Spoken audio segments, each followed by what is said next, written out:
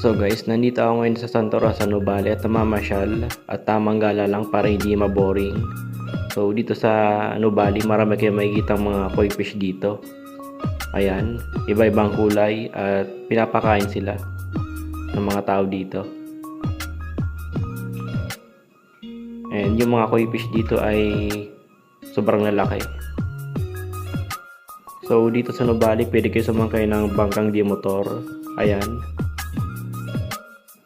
Bukod sa mga koi fish, meron din ako nakikitang mga konting tilapia dito. Lumalangoy-langoy din. Nakikisabay sila sa mga koi fish pag pinapakain.